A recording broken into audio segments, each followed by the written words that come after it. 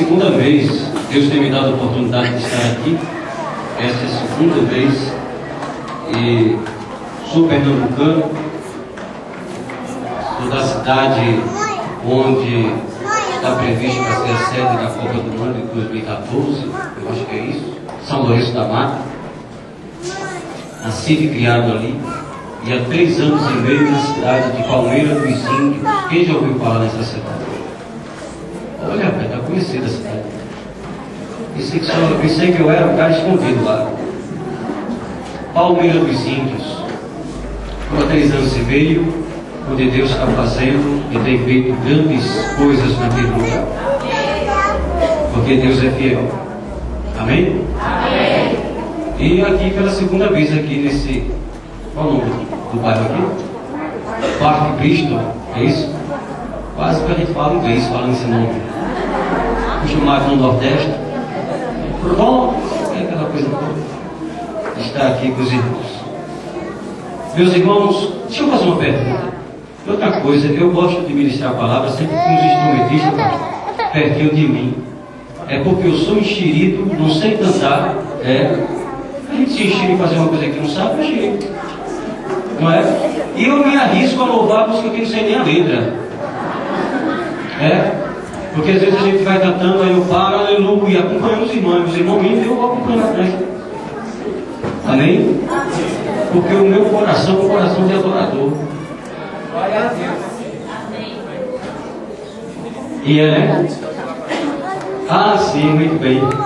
Então, irmãos, quero dizer aos irmãos, quando a gente se reúne na igreja, é motivo de alegria. Amém? A gente tem que adorar a esse Deus com muita alegria. E uma coisa que eu tenho ensinado lá no rebanho Palmeira dos Índios é que os irmãos procurem ser adoradores. Não procure ser artista. Não procure ser a estrela do culto. Você não precisa se apresentar. Você não precisa. Você só precisa abrir o seu coração e a sua boca e dizer que Ele é, Ele faz e Ele pode. O que é que eu vou fazer? O que é que eu vou falar?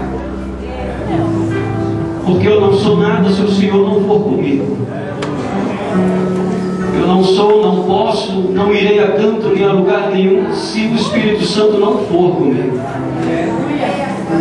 Ainda que eu possa ter todo o conhecimento do mundo, ainda que ninguém tenha todo o conhecimento do mundo, ainda que faça a teologia, seja ele básico, médio, bacharelado, ainda que tenha todos os conhecimentos bíblicos, históricos, escatológicos, seja lá qual for, o apóstolo Paulo, tão cheio do Espírito Santo, disse: conhecemos em parte, e em parte profetizamos, porque ainda há de se revelar aquilo que não sabemos. Deus vai nos revelar coisas ainda profundas. Aleluia. E eu ainda aqui perguntava a Deus: mas aí sentado onde você está, não precisa abrir. Se quiser abrir a Bíblia, pode. Aí no seu colo mesmo, o livro do profeta Isaías, no capítulo 1. Glória a Deus. Versículo 18 diz assim: vinde então e argui-me, diz o Senhor, ainda que os vossos pecados sejam como a escarlata, eles se tornarão brancos como a neve, ainda que sejam vermelhos como o carmesim, se tornarão como a branca lã. Deus bendito, que a tua palavra venha surtir o efeito para a qual será pregada em nome de Jesus. Meus irmãos, o Espírito Santo me conduz, me leva a falar um pouco do que Deus fez e está fazendo na minha vida. Amém? Amém. E como eu disse, a gente não programa nada, muitas vezes a gente até programa, mas o Espírito Santo me conduziu a isso. E eu quero falar para você uma coisa, irmãos. Eu aceitei a Cristo como Salvador com 10 anos de idade. Tem alguma criança de 10 anos de idade aqui? 10 anos?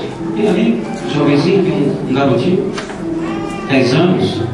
Não é? Subiu? Não é não? Muito bem. Com 10 anos de idade, eu senti um chamado de Deus.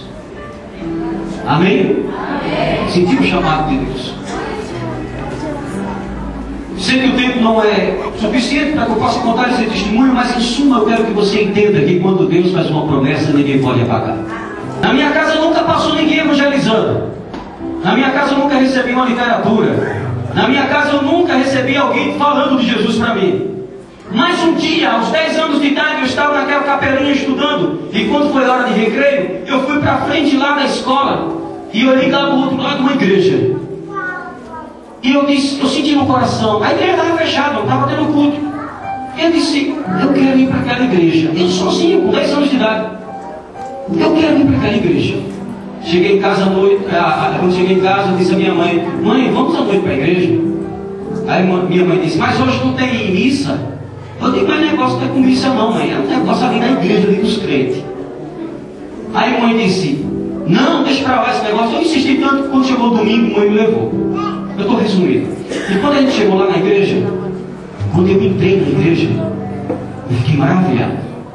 Porque o Espírito Santo estava me chamando com 10 anos de idade.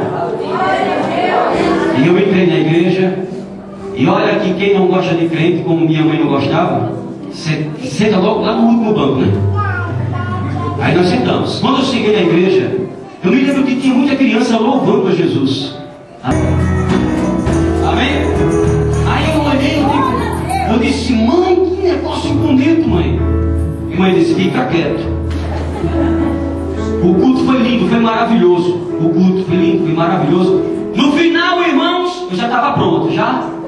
Quando o pastor disse, quem nesta noite deseja aceitar a Cristo, eu já estava no meio do corredor correndo. Eu sabia que mãe não ia deixar. Quando eu cheguei no meio do corredor, a mãe vinha correndo atrás e o pastor gritou, oh glória, pois almas para Jesus. Aleluia. Aí eu cheguei à frente, ela chegou, ela meio acanhada, eu não queria voltar no meio do caminho. Ela disse, dobra os joelhos agora. Aí dobramos os joelhos. Ela dobrou, olhou para mim e disse, em casa, neguinho.